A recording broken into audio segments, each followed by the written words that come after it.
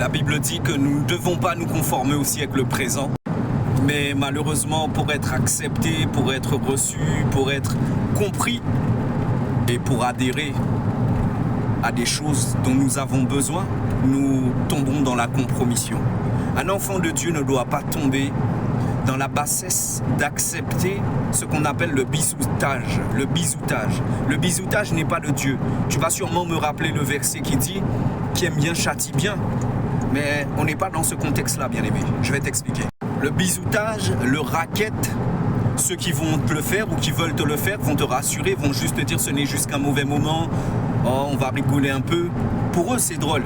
Pourquoi? Parce que leur conscience est souillée, leur conscience est violée et parfois ils n'ont même pas d'âme.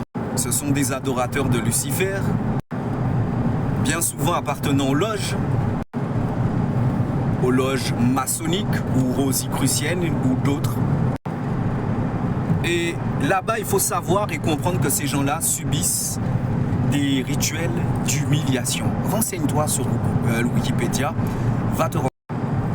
Ils se prennent des bras dans le derrière, des poings même, et parfois ils doivent même accepter d'assister au fait que leur femme se fasse...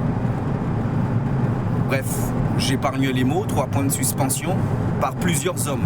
Voilà, ça ressemble un peu à ça, les rituels d'humiliation.